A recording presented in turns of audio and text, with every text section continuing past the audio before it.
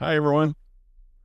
TGIF is one of the most famous acronyms, originating in 1938 when Henry Ford introduced the weekend during the Industrial Revolution boom. From restaurant names, song titles, hashtags, the phrase TGIF caps the end of misery and opens the door to freedom. Fridays are like scoring a birdie on the 18th hole after a horrible performance on the other 17 holes. It keeps us coming back each week for the promise that the game will get better. But the game does not improve at all.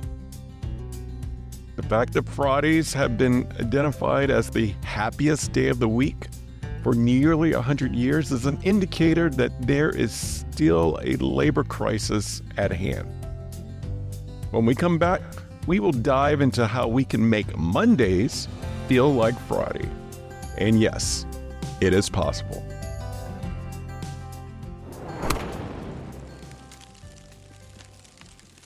You are listening to the Work Life Eubiosis podcast with your host, Charleston Edwards. If this is your first time here, welcome. My goal is simple: to eradicate burnout and to bring harmony, purpose, and balance to this world, starting with the family.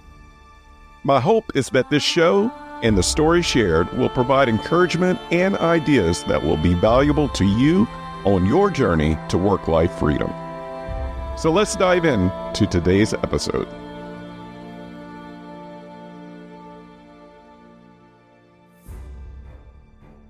There is so much misery across this world beginning every Monday morning and darkening the sky until Friday. Hello, Monday blues, terrible Tuesdays, hump day, and Friday Eve. Oh, and don't forget about scary Sundays. Maybe you've used a few of these phrases. The apathy of job functions, the frustrations of overwhelm, the loss of quality of work time translates into various forms of Groundhog Day every single Monday morning. The pandemic exploited and accelerated a shift in our current information age, similar to the birth of the 9-to-5 in the industrial age.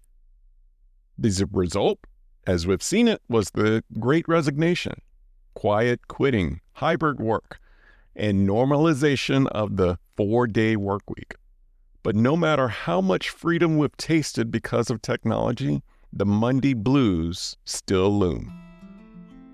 To make a permanent change, we need to take a step back and look at the entire week and return to our why. Our work goes beyond just the career.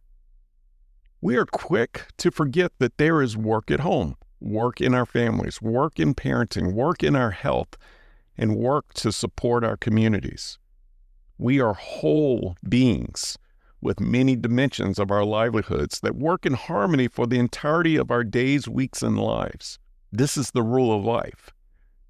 Ruleoflife.com says that we are the harmonious alignment of the 5 major categories of life: spiritual, relational, physical, material, and missional. And these 5 categories shape our lives, how we spend our time, steward our resources, honor our bodies, etc. God designed this world in a rhythm in our bodies. Our souls and minds work in this rhythm. Living joyfully and fully requires us to selflessly live in harmony with who we are at the core, at home, at work, and in the community. This divine rhythm is for us to steward all of these dimensions 6 days a week and then rest, just like God did after He created this world. This episode is brought to you by Own Your 5 to 9, an organization committed to freeing families of the rat race and burnout. Every organization has a leader, mission, and a set of values that drives the organization. But this is commonly missed in the most important organization in the world, the family. An organization has one mission for how it will impact the world. Why not the family? An organization goes into strategic planning routinely to align its values, mission, and projects. Why not the family? Whose Home, a strategic planning guide for families, is a workbook and a tool needed in all households. Whose Home takes a strategic planning approach with 10 guided exercises to define your core family values, family mission, and tools to operationalize how your family does life together. If your family is facing a big decision, Whose Home is for you. If you're considering a career pivot, Whose Home is also for you. If you desire more intentionality and harmony in your home, Whose Home is for you. Create a healthy culture, not a hustle culture, at home. Visit ownyour5to9.com to claim your copy today. Many productivity experts and human psychology scientists are fixing workplace cultures by building models of asynchronous work, better time management systems, enhanced wellness programs, and overhauling corporate values. I totally agree with all of these approaches and would even emphasize mandatory personality work style assessments for all employees to get clarity on their unique God-given talents. Clarity of personal purpose leads to fulfillment and meaningful productivity. Practically speaking, if we're going to fix our Mondays or any other day of the week, we must start with Fridays, the happiest day of the week. Fridays are great because we approach that day with more freedom, focus, relaxation, and authenticity as we quote-unquote let our hair down in preparation for the weekend. There's something to be said about casual Fridays, as upper management has historically endorsed this day to remove the mask of professionalism and to get a head start on the weekend just by how we dress. The mode of casual does something else in turn. It pushes us to sprint and finish our list with excellence. Unconsciously, we build better boundaries on Fridays. We draw the line at 5 p.m. And often, we even ghost a bit earlier to get a head start on something that is typically exciting for the weekend. But before that happens, it's amazing the amount of focused work that we are capable of completing. This is called Parkinson's Law, which states that work expands to fill the time allotted to a task. So, if Friday is the happiest and most productive day of the week, why not bring the same attitude to other days, especially the most dreaded day, being Monday? The secret to enjoying Monday or any other day of the week is changing the approach. The same approach to a Friday should be implemented with much attention and intention Monday through Thursday. So let's review some practical steps for implementing a Friday mood for Monday, Tuesday, Wednesday, and Thursday. Number 1, your purpose. As mentioned earlier, we are designed to work. And if we are designed to work, that means we all have very specific and natural gifts that we are able to contribute to society. If you're not feeling this sense of purpose in your current work, it's not a crime to dig deeper. Take a work-life personality test, do a values assessment, or seek assistance from friends or a coach or a mentor to help realign you to who you are and how that aligns with the rooms that you walk into. Having clarity of your why covers a lot of headaches that we all have to face in difficult environments. Number 2, your mask first.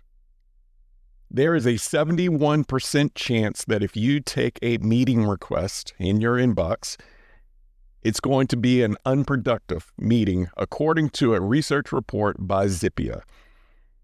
Let that 71% number sink in about the state of meetings in this world. This stat is a telltale sign that we need to prioritize deep work before meetings.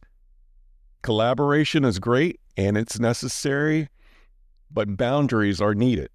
And to exercise boundaries, let's book in your week to do your most important work without the meetings. I call it Freedom Fridays and Meetingless Mondays. Starting the week with better momentum into the deep work brings much more satisfaction and accomplishment. This state of mind improves your attitude and creates an amazing ripple effect on your ability to serve colleagues and clients later on in the week.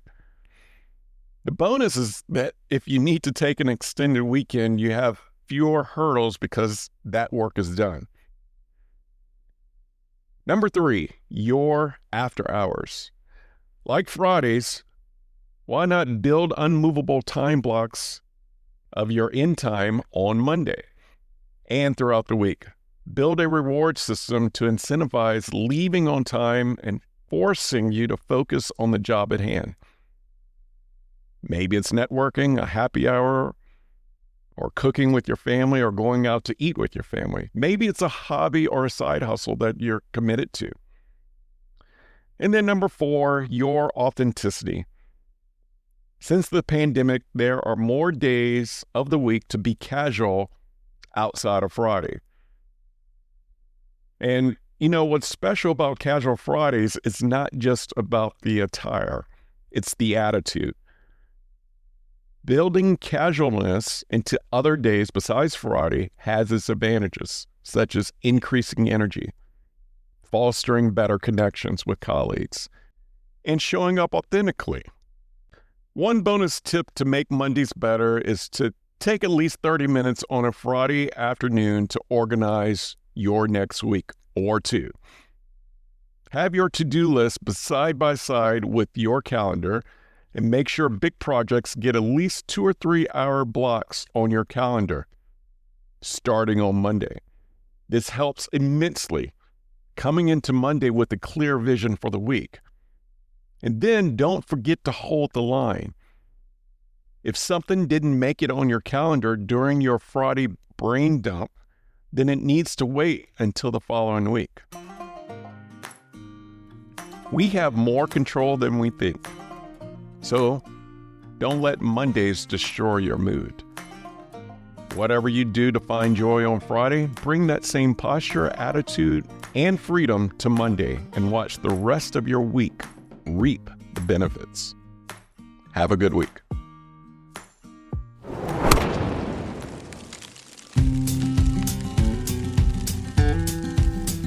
Thank you for listening to the Work-Life Eubiosis podcast, part of the Work-Life resources created by Own Your 5 to 9. I hope that you have found encouragement and a few ideas to strengthen your journey to purpose, freedom, and balance. Have you overcome burnout and found a new way of life? Millions around the globe are still at the risk of burnout and losing it all. And your story may be the one that sparks not only a dream, but action. Visit ownyour5to9.com for more information and submit your story. While you're there, join the Work-Life Eubiosis newsletter and receive additional resources weekly right to your inbox. If you enjoy this podcast, take time to subscribe, rate, and leave a review. Share it with a friend or loved one. Remember, the most important organization in the world is the family. Let's do our part to strengthen it. Thank you for listening.